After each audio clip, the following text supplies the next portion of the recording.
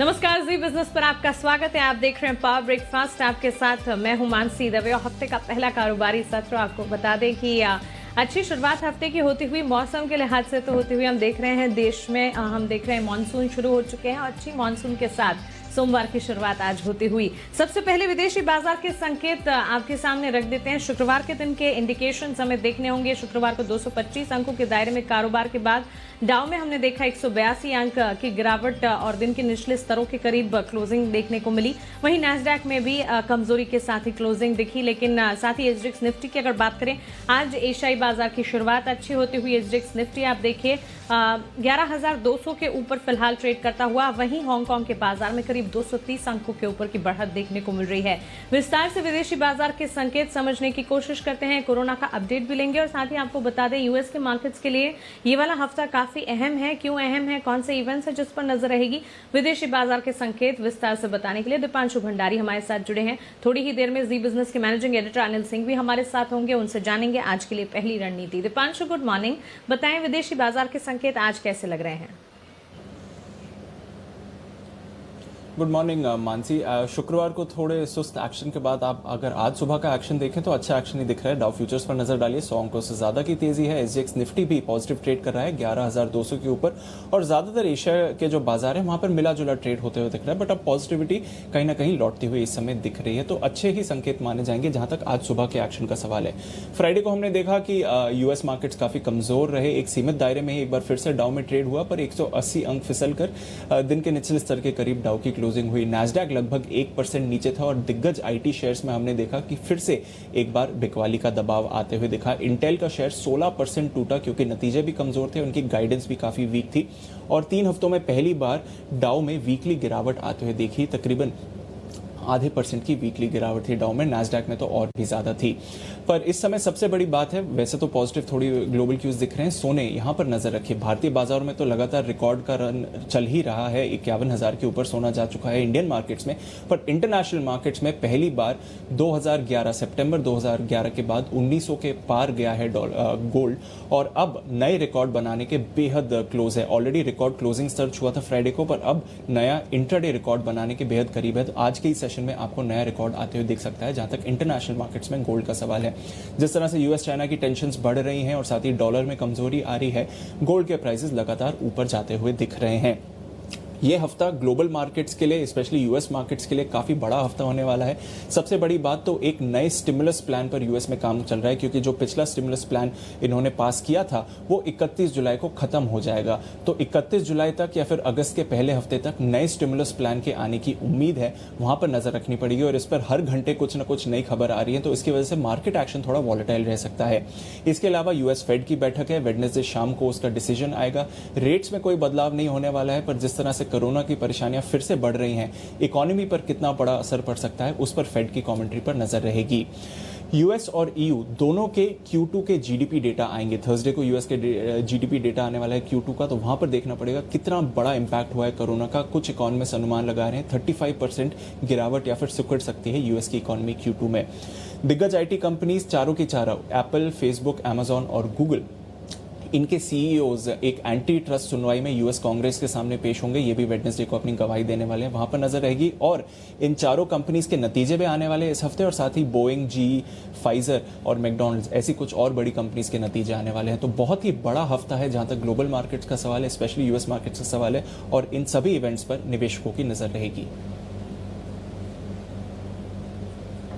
Okay, ढेर सारे events हैं यूएस मार्केट्स के लिए जो कि इंपॉर्टेंट होंगे। इन इवेंट्स पर हमारी नजर होगी, लेकिन साथ ही दीपांशु, कोरोना के ताज़ा अपडेट्स क्या है, रिकवरी रेट की स्थिति क्या है और आंकड़े क्या बयां कर रहे हैं?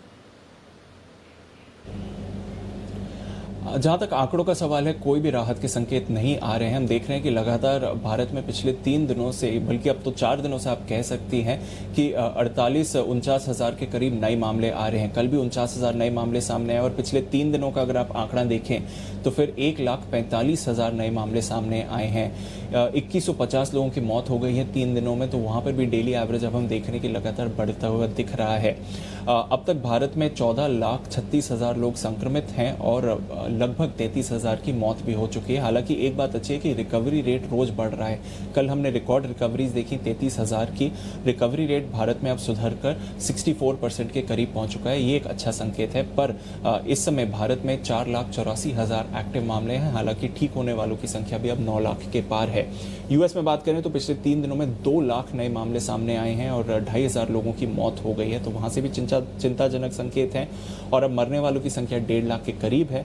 ग्लोबली बात करें तो अब 1,64,00,000 लोग संक्रमित हैं और 6.5 लाख लोगों की मौत हो गई है। एक अच्छी बात यहाँ पर है कि रिकवरी रेट ग्लोबली भी थोड़ा इंप्रूव होते हुए दिख रहा है। अब 1 करोड़ से ज़्यादा लोग ठीक हो गए हैं ग्लोबली, अगर आप आंकड़े देखें तो।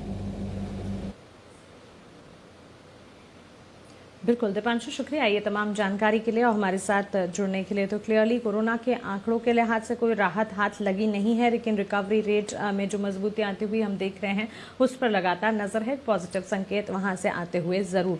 और विदेशी बाजार के संकेत फिलहाल मिले जुले, क्योंकि एशियाई बाजार की ओपनिंग अच्छी होती हुई और हमने देखा कि शुक्रवार के दिन अमेरिकी बाजार में गिरावट हाथ लगी थी। लेकिन शुक्रवार के दिन संस्थागत निवेशकों ने क्या किया, एफआईएस डीआईएस का एक्शन एक बार जरा देखिए। एफआईएस ने कैश मार्केट में करीब 410 करोड़ की खरीदारी की है, वहीं डीआईएस ने कैश मार्केट में 1003 करोड़ की बिकवाली की है। वायदा बाजार में भी एफआईएस की तरफ से 2,951 करोड़ की बिकवाली आती हुई दिखी है। तो क्लियरली एक छोटी सी खरीदारी 410 करोड़ की कैश मार्केट में एफआईएस कर रहे हैं, लेकिन वायदा बाजार में एफआईएस की तरफ से करीब 3,000 करोड़ की बिकवाली का ही रुख देखने को मिला है। चलिए अब सीधा रुख करते हैं हमारे स्पेशल सेगमेंट का, जहां हम रोज बात करते हैं जी बिजनेस के मैनेजिंग एडिटर अनिल सिंघवी से।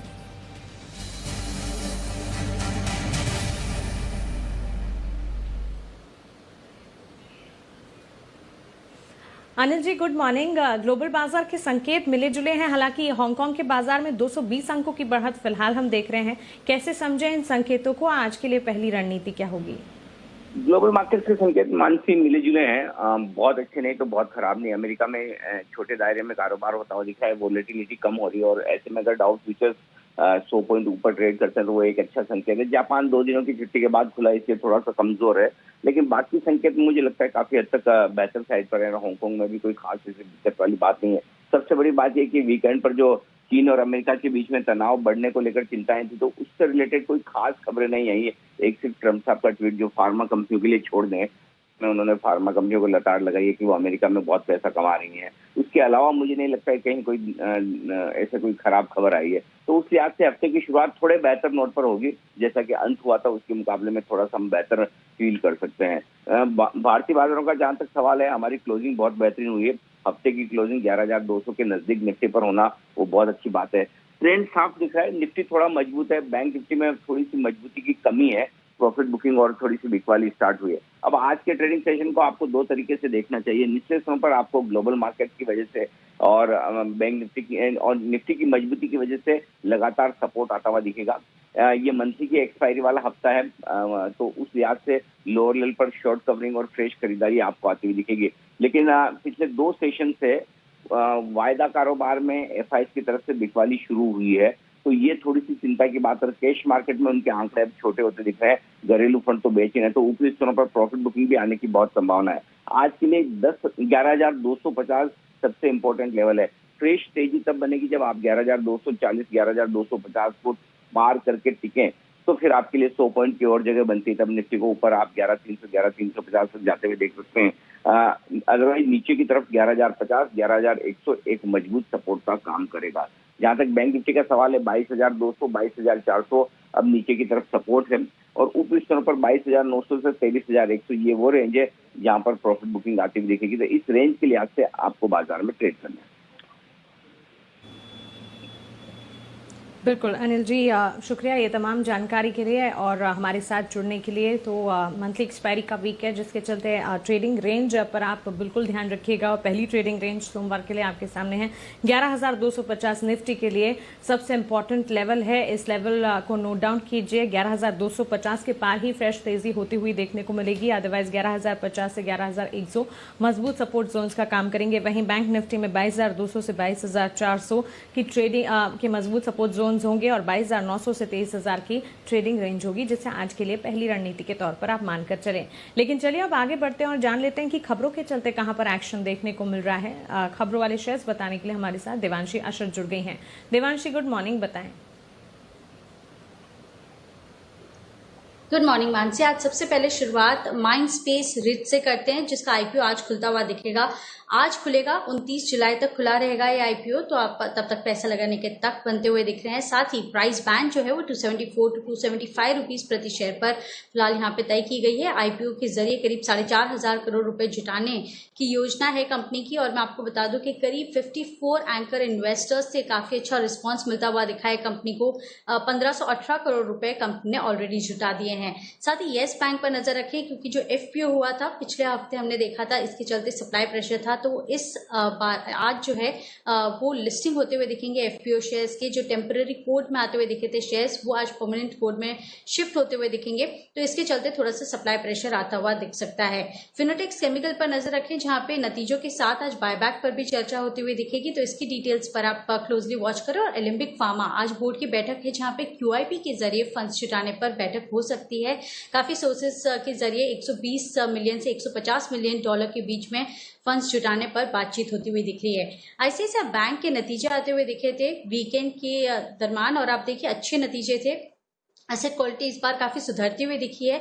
इसके अलावा जो ब्याज से आया है इसमें 20% तक की बढ़त है। मुनाफा इस बार करीब 36% तक बढ़ता हुआ दिखा है। प्रोविजन सालाना आधार पर 117% तक बढ़ते हुए दिखे, लेकिन तिमाही आधार पर केवल 27% तक की बढ़त हमने प्रोविजन में देखी है, जो कि पॉजिटिव होगा। और क्रॉस एनपीएस 5.5% से घटकर 5.46% पे आते हुए दिखे हैं। नेट एनपीएस में भी सुधार हुआ है, 1.23% पर आते हुए दिखे हैं। साथ ही स्लिपेजेस 1160 करोड़ था, और मैनेजमेंट का ये भी कहना था कि इस साल कंपनी अपनी जो सब्सिडरी है आईसीआईसीआई सिक्योरिटीज, उसमें करीब 4% हिस्सा बेच सकती है। 3,000 करोड़ जुटाने की योजना कंपनी की तरफ से है। आईटीसी नंबर्स थोड़े से मिले जुले हैं, क्योंकि आप देखिए इस बार जो सिगरेट से आय और मार्जिन हैं वो अनुमान से हल्के से बेहतर आते हुए देखिए, लेकिन एफएमसीजी के कारोबार में जो परफॉर्मेंस था वो अच्छा था, लेकिन इसके बावजूद जो मार्जिन थे इसको इतना सहारा मिलता हुआ नहीं दिखा है। जो आय है करीब 17% तक घटती हुई दिखी है, जो कि अनुमान से बेहतर है। साथ ही इनके जो कामकाजी मुनाफा है वो उसमें हमने देखा 42% तक की गिरावट देखने मिली है। मुनाफा 26% तक घटता हुआ दिखा है, लेकिन एफएमसीजी से जो आय है वो 3,060 करोड़ से बढ़कर करीब 3,375 करोड़ पे आती हुई दिखी है। सिगरेट से जो आय है वो घटी है इस बार, लेकिन अनुमान से कम घटती हुई दिखी है। लेकिन सिगरेट के जो एबिट है या कामकाजी मुनाफा है वो 3,849 करोड़ से घटकर 2,356 करोड़ पे आते हुए दिखे। अनुमान से बेहतर नंबर्स ये कहलाएंगे। साथ ही आप देखिए जेएसडब्ल्यू स्टील अनुमान से काफी खराब नतीजे आते हुए दिखे हैं। आय इस बार 40% घटी है, कामकाजी मुनाफे में करीब 63% तक की गिरावट है, और इस बार कंपनी ने मुनाफे के सामने घाटा पेश किया है 561 करोड़ का।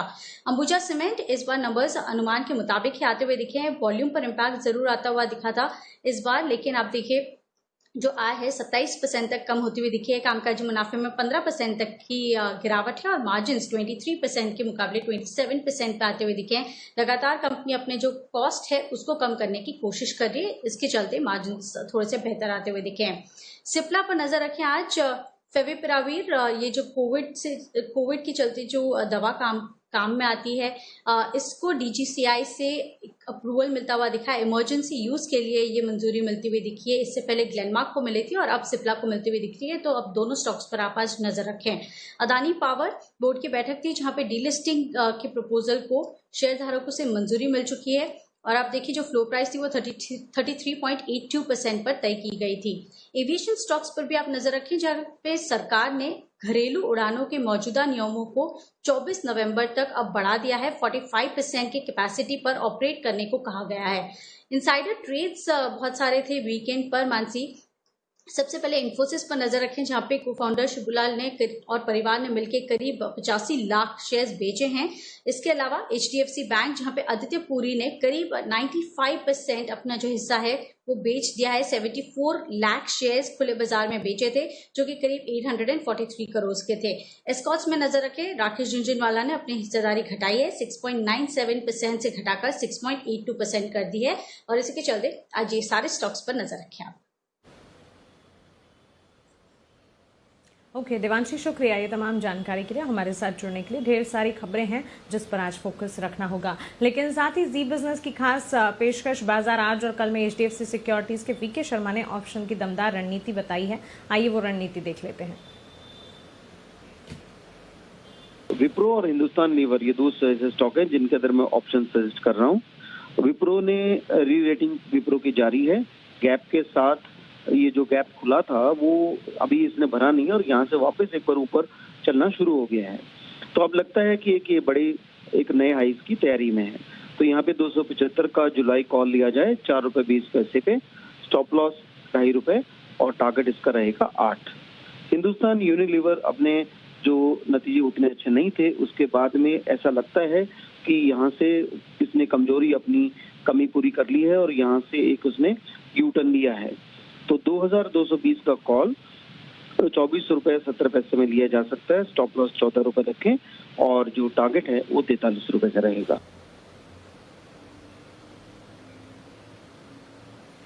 दो ट्रेडिंग कॉल्स हैं हमारे पास, दोनों ही खरीदारी की है। एक्सिस सिक्योरिटीज की तरफ से आवास फाइनेंसियर और अतुल लिमिटेड पर खरीदारी की राय आती हुई दिखी है। याद रखिए शुक्रवार के दिन दोनों ही स्टॉक्स में अच्छा एक्शन देखने को मिला था। करीब 4% की बढ़त के साथ इस स्टॉक्स में हम ट्रेड देख रहे थे। आवास फाइनेंसियर 1430 के लक्ष्य को ध्यान में रखते हुए 1375 का स्टॉप लॉस लगाएगा, यहाँ पर खरीदारी की जा सकती है। वहीं अतुल लिमिटेड में भी 4980 के टारगेट्स देखने को मिल सकते हैं। यहाँ पर 4900 का एक स्टॉप लॉस लगाना होगा, यहाँ पर भी खरीदारी की जा सकती है।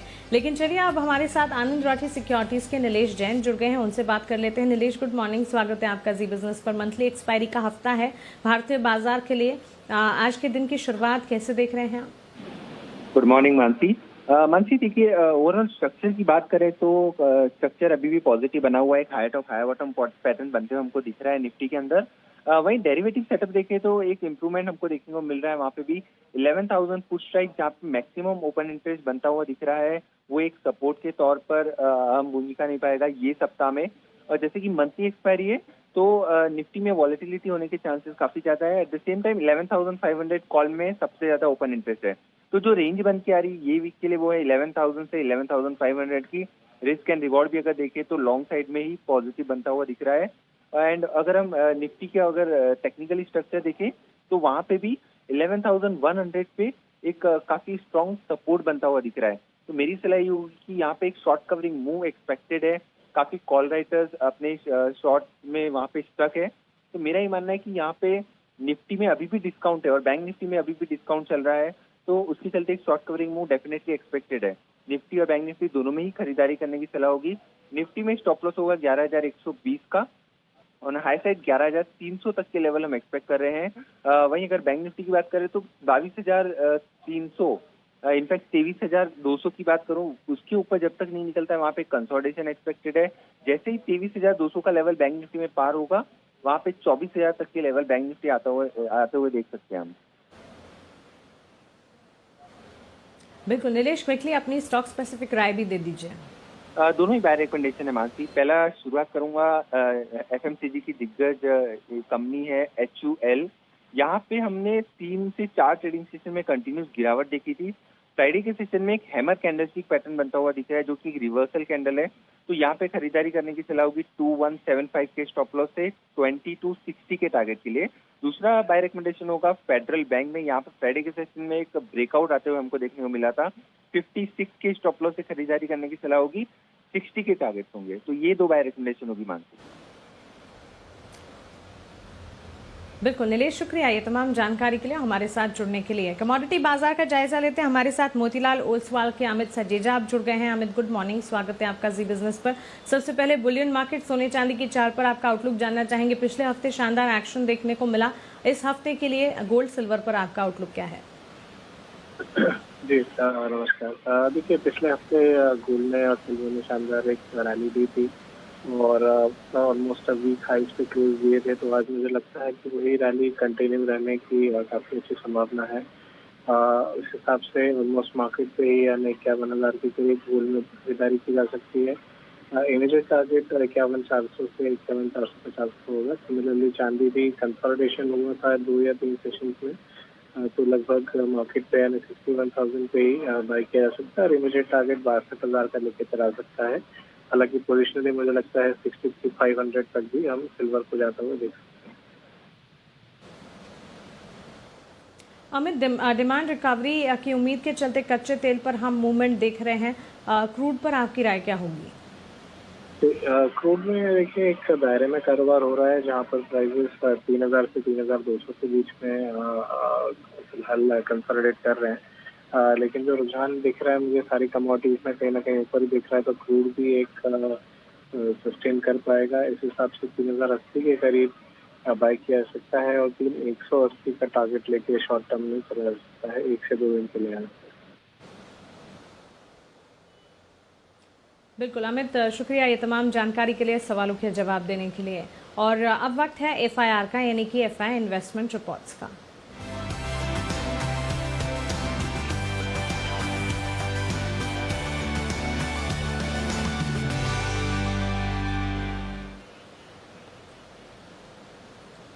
ब्रोकरेज रिपोर्ट के साथ आशीष चतुर्वेदी हमारे साथ जुड़ गए हैं। आशीष, गुड मॉर्निंग, बताएं।